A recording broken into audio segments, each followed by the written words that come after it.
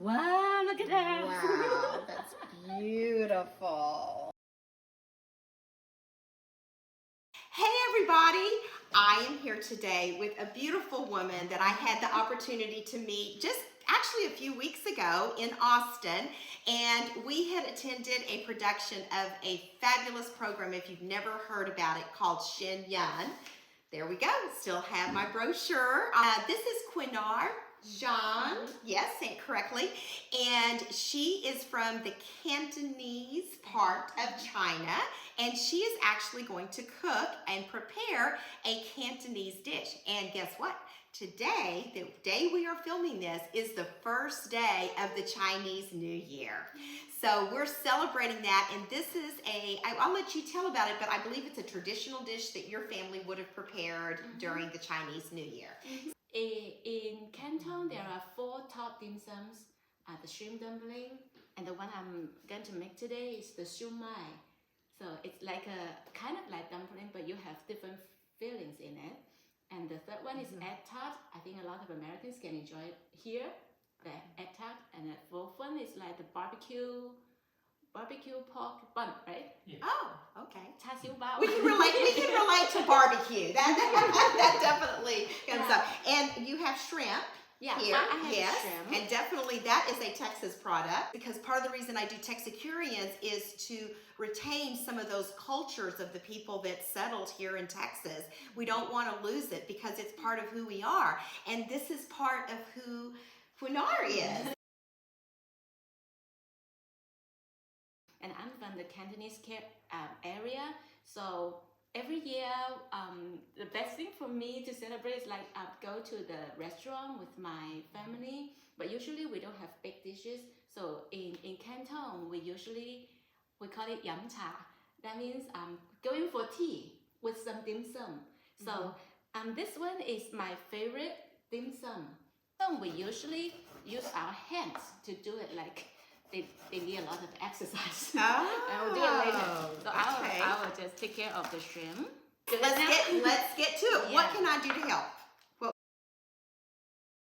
The shumai wrapper. Oh, like a wrapper. Okay. It's a wrapper, but when you got it, it's more like in a squares. When your family celebrated the Chinese New Year, what were some of your favorite things to do? As a kid, so on the last day of last year, and when we are we're counting down for the new year, and usually the parents will give us a red envelope. We call it a lai si, pocket money. Oh, pocket money. Pocket Okay. money. So this is our parents' good wish that we can have some luck in it, and we usually get them from my parents the last day of the last year, and then they will put it under our pillow. So it's like we sleep with the luck and into the next year. Oh. So that's the happiest time that I can keep the money, but later I'll just hand it to my parents. There you go. Because So, we have to take care of the money. that's so And get luck. interesting. Yeah, you get luck too. It's so interesting it's under the pillow, because the whole tooth fairy thing is when a child loses a tooth, it's tradition to put the money under the pillow. Oh, It is, Okay. yes. So who knows if that was yeah. came from China at one point. Yeah, There's so many things we do culturally that a lot of times we don't really know where it came share a from. lot. Yeah. It's like going to gym. Yeah. Oh, It's just do our it way with to your do hands. that. Oh, okay. They need This some mix. Gravity. Ah, okay. Well, people used to not work out. They just, Yeah. their daily activities gave them enough exercise. So, So in Canton, when people, especially those people in Shantou, so which is famous, the place is famous for its delicious food, and people do all of the food manually, so that even people don't speak the same language, but they can communicate. In the kitchen together. That's exactly right.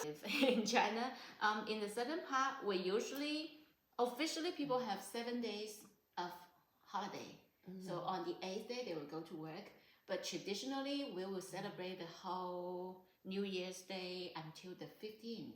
Oh. Because on 15th, it's like the moon is full and people Okay. will go outside and enjoy the lanterns at night. Oh. So before we cut it, we wanted to smash it so that we can create a kind of like texture. We call it a gel of the shrimp. So it makes the whole meatball very, very like a jelly. And when you smash it, so pay attention that you need to let this side up. Okay, show that to the camera. So that's the side that has more of The outside. the And outside. This is the inside. So Okay. the inside facing down and then the outside Okay. on top of it. on top, and Smash. then wow. Again, this is great frustration relief this cooking. Now it's the shrimp and the pork belly. Make sure for every sumai, how many shrimp do I need? So I figure out that for one sumai, if it's all shrimp, it needs about two. Two shrimps for one sumai. Salt, because the shrimp I get from Costco, it's already with a little salt in it, so I don't want to. Okay, take so you too don't much. need to put too much extra in. Yeah, and for Cantonese food, the secret is that we wanted to preserve the original flavor of the food. So usually we don't have a lot of seasoning. Okay. We just use the original one. Right. Yeah. Keep it simple. Yeah. Yeah. So- Listen to that. When you keep doing this, you'll see that it's getting more jelly. Oh, you feel that's that. the point. Uh-huh. Okay. Now I'm making the filling for the shumai. So it's 100% shrimp.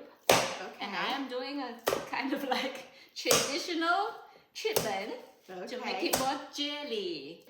So the pork belly, or I guess you could just use bacon, right? Would that work? Or Is it the same?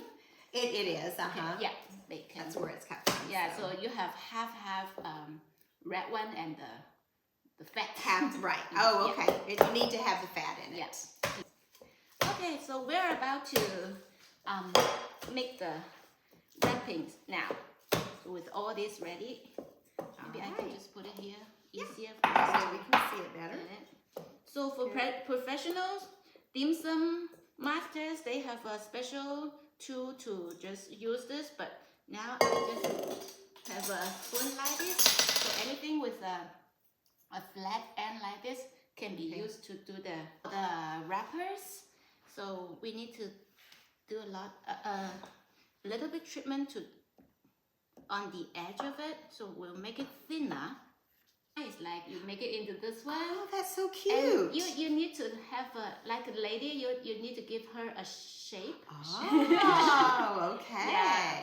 So she can stand here Uh-huh. and then stand and with the Oh, how beautiful. And so what Would you like to she's try? doing in here, I will definitely do it. So what she's doing right here is putting this in a steamer, and so then we're going to actually steam this. We'll make two in each, make 6 in each steamer. We will steam for 10 minutes. Do you think that's enough? 10 minutes. About right 10 here, minutes. so yeah, Yeah. good. And then you just take it and kind of, mine Let me is not as pretty as yours. get this. It's not enough. Okay. Let me I think I just flunked my first lesson. Could have a few turn out not so pretty, but they would still taste good, right? Yeah, taste the same. Still taste good. Yeah, and this is your personality. That's probably true. That is when she's like, okay, how can I resurrect this? We can just put it here for the second. Just put it over there. The filling and these 2 fingers, they are making the waist. So the secret is like you put enough in it so that it will just stand. So if you don't, Oh, gotcha. Yeah. So you want it just to Split be it up. able to stand up in Yeah. here. the whole thing here, and then you press it, and then you begin to squeeze so that everything goes into place. It's something that I would recommend, but not many people know about this. This is the oil, the shrimp fat in Oh, the fat from the shrimp. in the head. Oh. And actually, when you are enjoying the shrimp, this is the most delicious part. Really? But a lot of people just throw it away. Yeah, I would say that's totally what happens Yeah. here. I'll just add some color to it. Uh-huh. So we'll steam for 10 minutes. Okay. Okay, I just put the lid on. Wow, look at that. Wow, that's beautiful.